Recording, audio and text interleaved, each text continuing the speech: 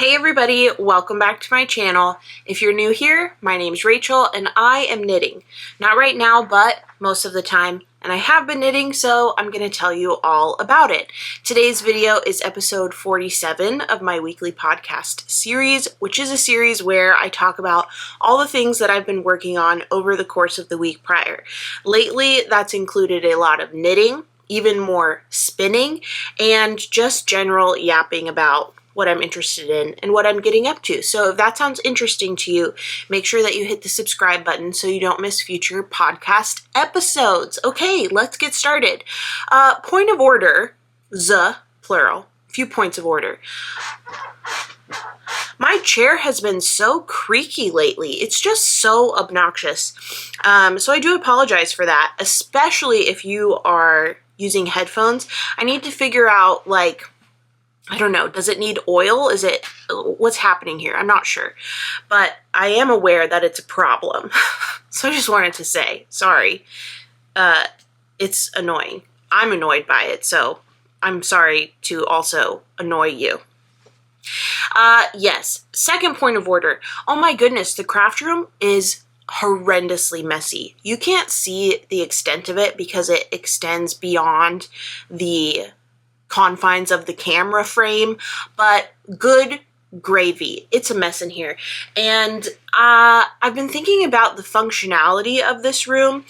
You can't see it right now, but maybe if you've seen in other videos or on Instagram, the way that my craft room is set up is basically I have my IKEA cubby console unit, shelves, whatever you want to call it, behind me here, and the yarn wall. And then on this side of the room, there's a rather large L-shaped desk, and I have another set of cubbies, but they are not horizontal, they're vertical. So, yeah, I'm trying to think about how to make this space work best for me and for my needs, because it's just not, it's not reaching peak functionality, if you ask me. I would love to have a chair in here that I can sit and knit at. That's not this office chair because it gets kind of uncomfortable after a certain point. And, like, I don't know. I'm just looking at this gargantuan mess, and it's making me feel just obnoxified. So, anyway, I don't know why I'm telling you that. Why did I tell you that? I don't remember. I guess just to say that the configuration of this room may be changing a little bit, so that may be something to look forward to, or if you hate change, something to dread. But I promise it'll be okay. It's small potatoes. It's literally the backdrop of a video you watch on the internet. Who cares? Anyway, all right, that's it for that, those points of order.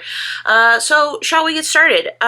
This podcast covers the afternoon of February 26th through yesterday, March 2nd. Today, the day of filming, is Monday, March 3rd.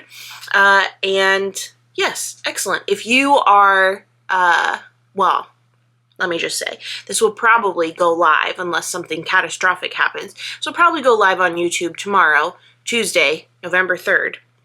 So, if you're watching this and you are in my area or in Louisiana or somewhere that celebrates Mardi Gras, or I guess it's not regional because, you know, Fat Tuesday, is it called Fat Tuesday everywhere? It's like isn't it?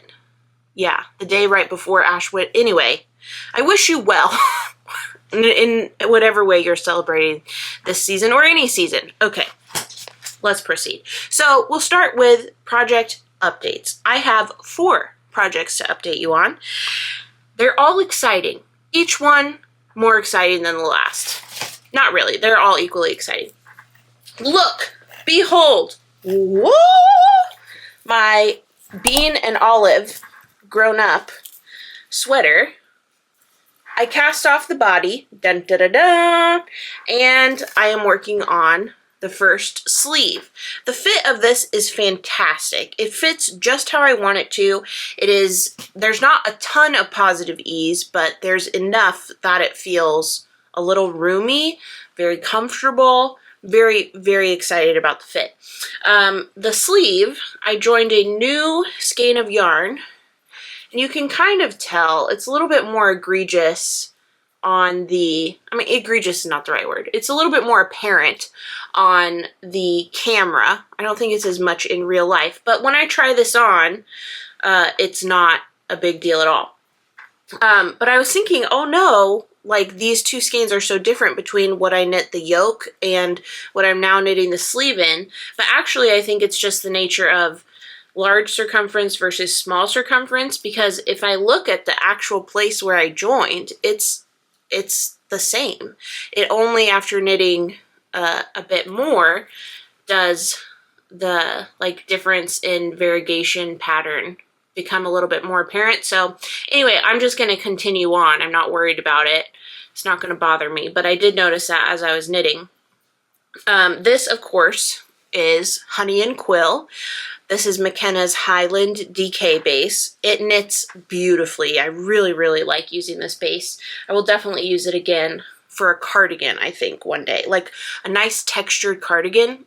Ooh, that would be so juicy.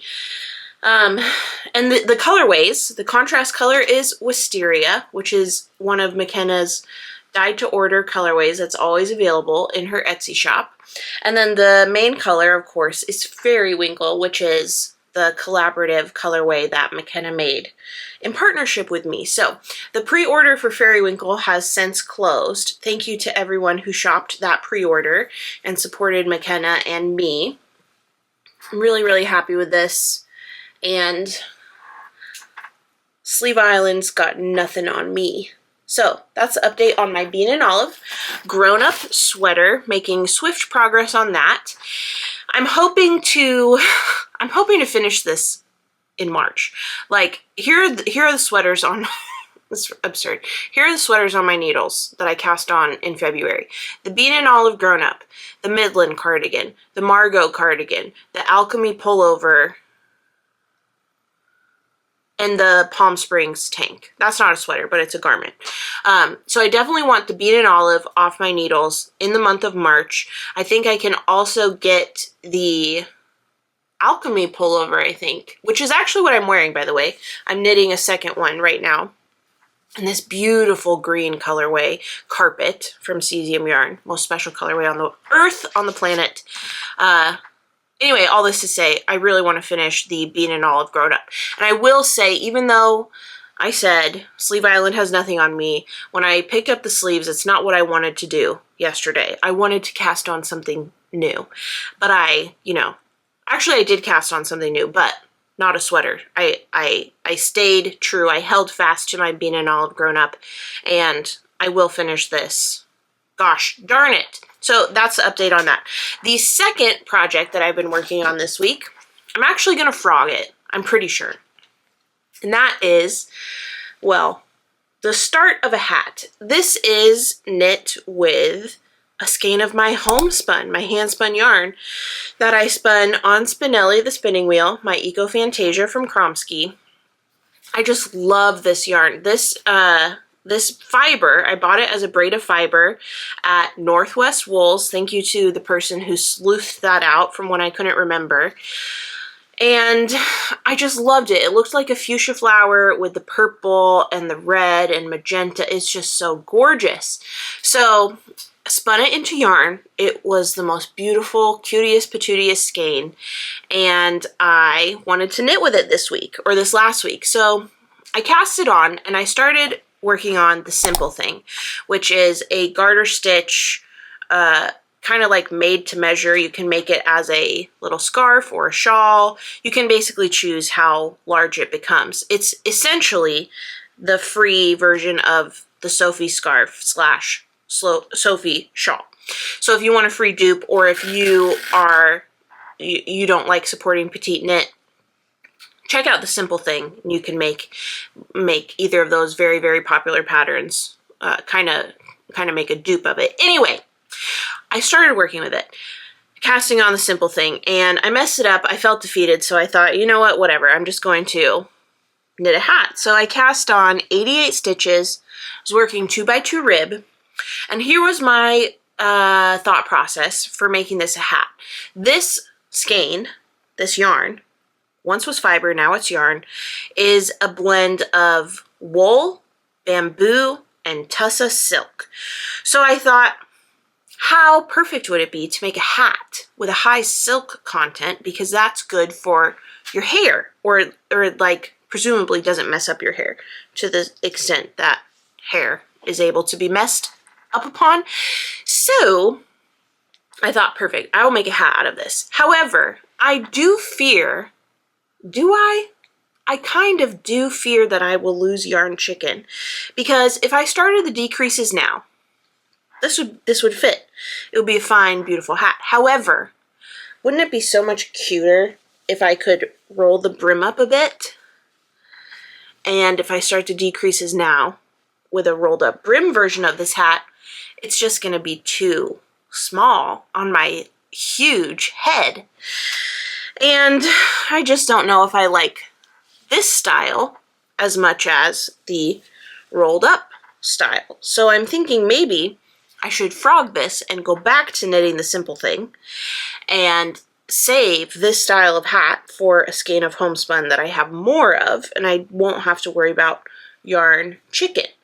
So obviously I haven't frogged it yet. I'm not sure, because I feel like if I power through and I make it and I just start the decreases, although it does look cuter now, like it's growing on me, but if I just start the decreases and I finish this just to finish it, and I never wear it, that defeats the purpose. I want to love whatever I make with this very, very special yarn. It's just so pretty.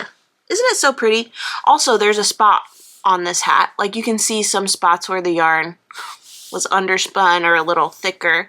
I said how amazing that the bamboo is not going to mess up my hair, and then I just, you know, have an entire battle with it. Well, maybe I fixed it, but there was a spot, here it is, where there was this little tuft of fiber that didn't get spun. So originally it was on the right side of the hat, and so I wanted to be able to fold up the brim to kind of hide that, but then I guess I finagled it so the little blob got moved to the wrong side of the hat and thus hidden inside. So I haven't quite decided what I'll do. What do you think I should do? Give me your wisdom in the comments. Should I frog this and make a little scarf? Should I keep going with the hat and just have it be maybe a style I need to have grow on me and resign myself to a little bit? Or another option I was thinking is a rat, but also just like rescanning it and waiting for inspiration to strike. Like, isn't it so much cuter with the brim folded up a bit? Ugh. Toughest battle, strongest soldiers, you know? That's what it feels like. So anyway, that is a project I've been working on, but who knows if it will be a project that comes to fruition. It may be frogged. I simply haven't decided yet. But that's the second of 4 projects to update you on. Let me just take a second to reset my hair and finger comb it a little bit. Because when I'm editing these podcasts, sometimes I mess up my hair and it just stays that way. And I think, oh my stars, I wish I had realized what was going on while filming. Okay, third project to update you on is another rat. Dun, dun, dun, dun. Everyone meet Mardi Gras. One of my followers on Instagram suggested this name. It's perfect. I got DJ's permission because this is his rat. He agreed, and now we have Marty. Marty, M-A-R-T-Y, last name Gras, G-R-A-S. Because, as I told you before, the yarn that I used for this rat reminds me of Mardi Gras. And in fact, here's what I have left in skein version. This is a braid of fiber from Busy Bee Fibers. My parents got this for me for Christmas in 2023, and it is a blend of merino and mulberry silk. And it looks like Mardi Gras. So DJ requested a rat out of this. This is his first rat, if you can believe it. And now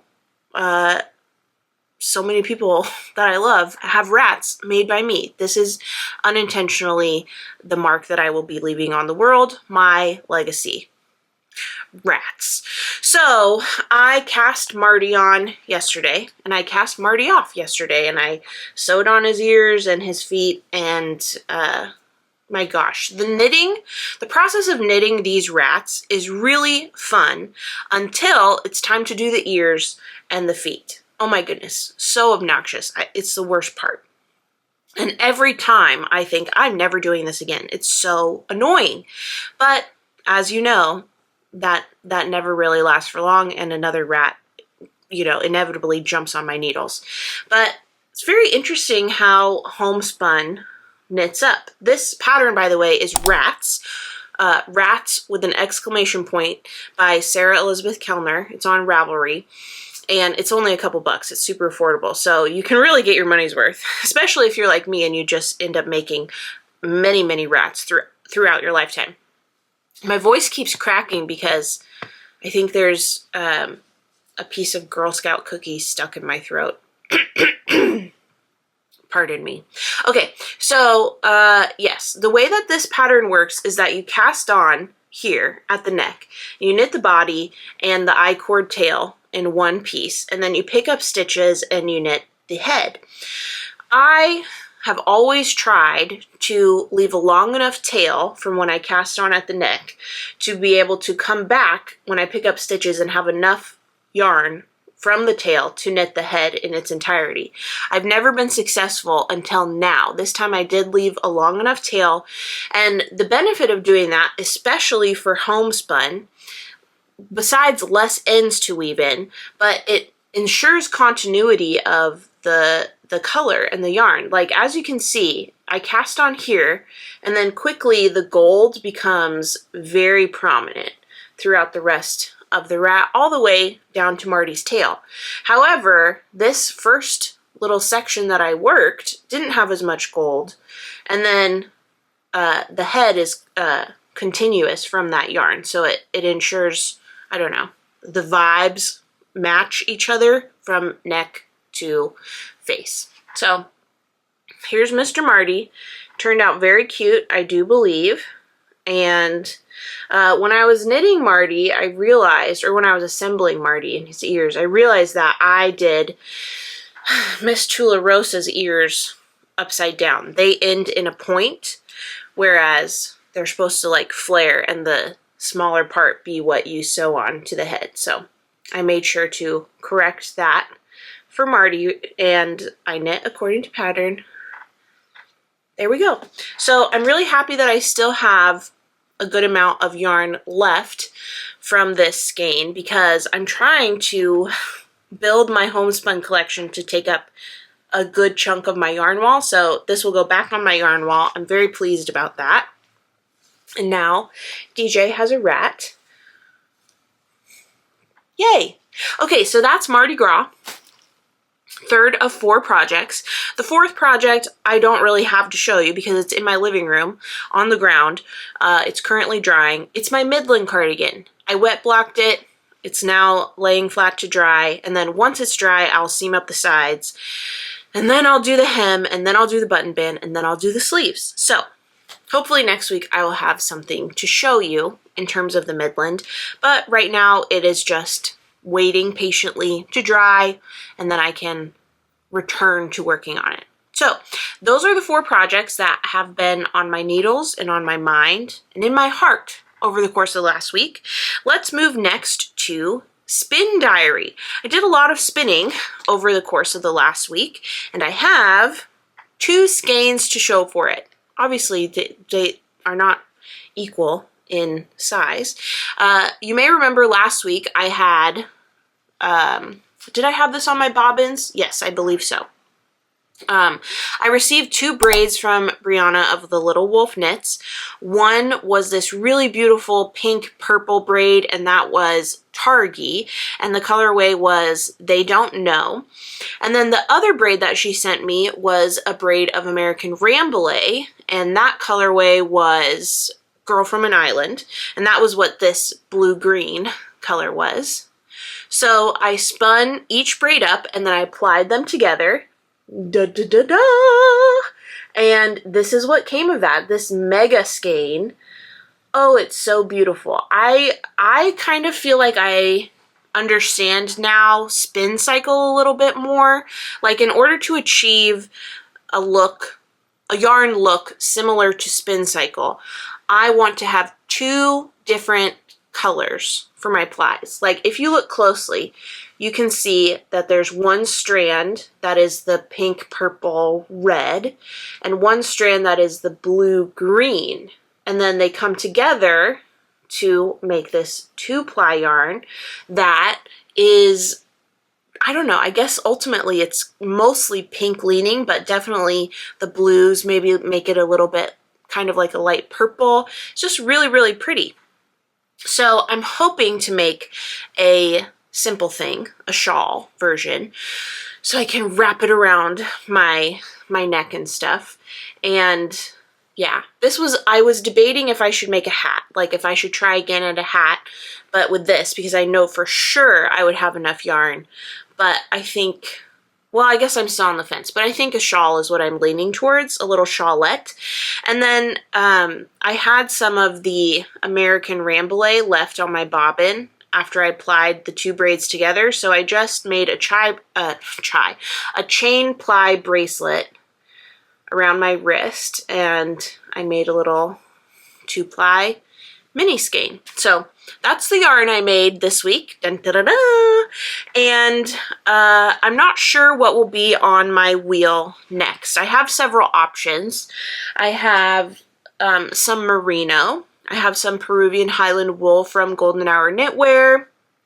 I have some Rolags waiting for me in my P.O. box. In fact, maybe we should just move to acquisitions, because I do have a few acquisitions and they are all fiber related, or I should say both are fiber related. So let me grab them really quickly here. Okay, so the first acquisition is fiber from my new friend Kim. She is a subscriber, so hi Kim if you're watching.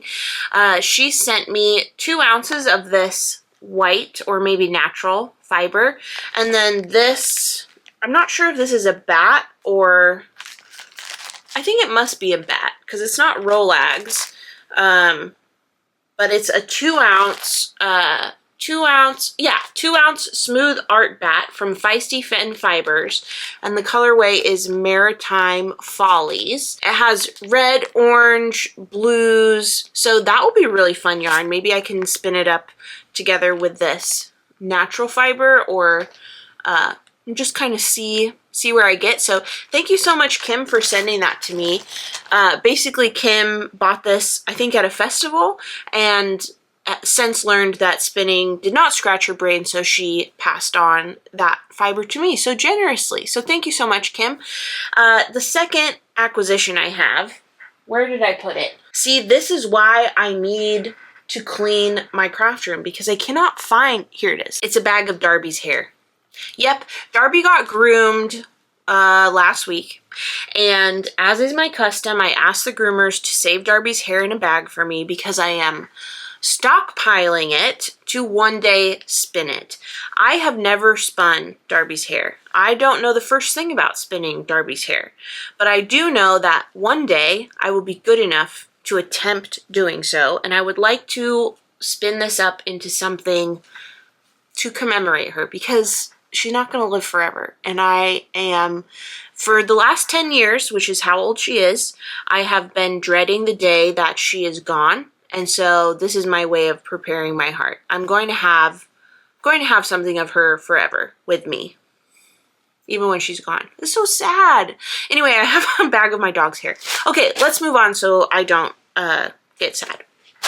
Okay, so that's it for project updates for Spin Diary. For acquisitions, I did mention Rolags. They're in my P.O. box, like they were delivered, but I haven't gone and picked them up yet. So next week I will have some Rolags from Rapunzel Fiber Crafts. Rapunzel, what is Marina's username? Rapunzel Fiber Arts. So look forward to that. I'm really excited. The Rolags that she sent me are inspired by some scenes in Star Wars, so I'll tell you all about that next week.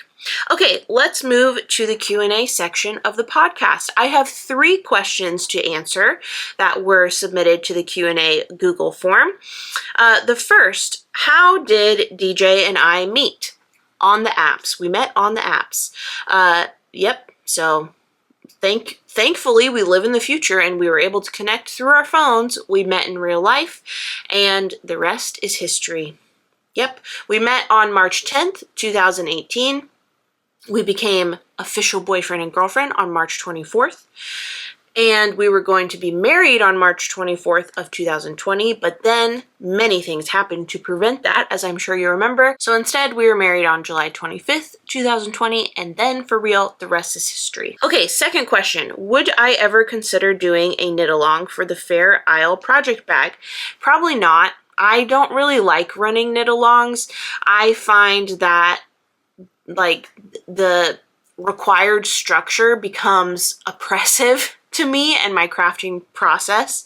And I really like kind of just chasing the serotonin where I find it. Like some days I look at a project and that's all I can think about doing. And other days I look at that same project and I'm like, this is disgusting. I don't want to even think about this.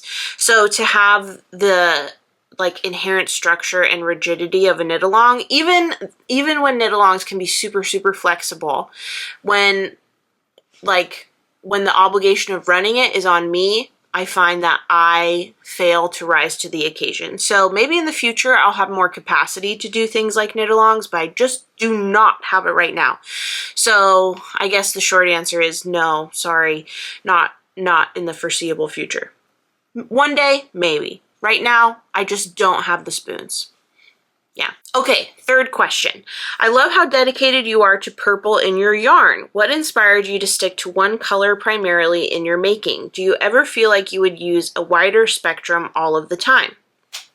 This is a great question, and it actually like piggybacks nicely off of my answer for the knit along question, which is the reason that I went like 10 toes down for the color purple is because it just ignited my brain. It scratched my brain. This is a phrase I use a lot. And what I mean by that is like, it just made me feel so happy whenever I saw it.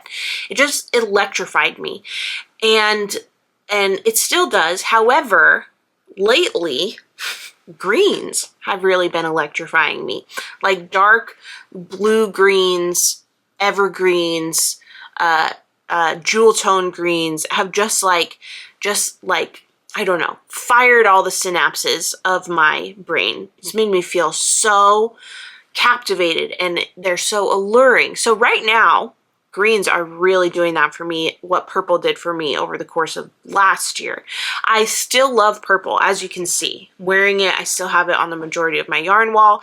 However, I do see myself kind of dabbling a little bit more in greens lately. And I'll tell you that at first I was like, darn it, I'm not allowed to do that because I'm the purple girl. I've made myself the purple girl, and who am I to start wanting to use greens and blues and knit with those colors? And then I was like, Rachel, shut up. You're insufferable. Just knit with what you want to knit. And so I am doing that. I have some blue fiber coming and some green yarn coming. I'm very excited about that. So yes, to answer this question, I do wish that I kind of used a wider spectrum of color. And so I'm doing that. I'm dabbling in the greens and the blues. And green, like if you asked me 10 years ago what my favorite color was, I would say green or blue. Like that's always been something that I loved. And then purple just kind of took me hostage, and it still has me in a chokehold. But I am, I don't know, going back to my roots a little bit and honoring my love of greens and blues. So stay tuned for some projects that feature those colors a little bit more heavily than you may have seen on my channel and like on my Instagram page and stuff over the course of the last, I don't know, year, 18 months, something like that. It's exciting. It's exciting to build a wardrobe that I love and expand when I thought that maybe I cut myself off or like relegated myself to a small box, I'm realizing I don't have to do that. I can just surround myself with things I like and work with things I like. And that doesn't always have to just be one color. So there you go. Okay, so that's it for the Q&A. As a reminder, if you have a question that you want to ask, go ahead and submit it to that Google form. I might not be doing a Q&A section every week because sometimes there just aren't questions to answer, and that's fine. But if you do have a question, always feel free to submit it to the Google form, and I hope to get to it when I get to it. So there you go. Okay, that's it for the Q&A section. Let's move now to the announcements section of the podcast. Really just one announcement for you folks, and actually it's more like a tease, which is that I'm getting ready to market the knitting tours for 2026 that I'll be offering. So if you are eager and willing and excited to see what those 2026 tours will be, where we're going, what we're doing, and then maybe if you want, sign up for one, make sure that you are on my email list, because I give established tour participants first dibs to sign up for a tour, and then after that I open it up to my email list. And then after that, I open it up to the wide world of the internet. So if you haven't been on a tour yet and you want to have early access to sign up for one, the email list is the best way to do that. So that's it for announcements. That's it for podcast. I think I've gone over everything. I'm just looking at my mountain of a mess and just dreading what I have to do after I stop recording. I've got a busy day ahead of me, folks. Lots of cleaning, lots of organizing, lots of probably culling my material possessions. You know, and so it goes. What can you do? I mean, of course, there's lots of things I could do. Will I do them? Probably not. I'm just like you, folks. Indecisive and prone to creating clutter. Anyway, that's all I have for this week's podcast. I hope you're doing well. I hope you're working on something that's bringing you joy. And if it's not, put it down. Take a break. It's okay. You can work on something else or do something else that brings you joy in the meantime.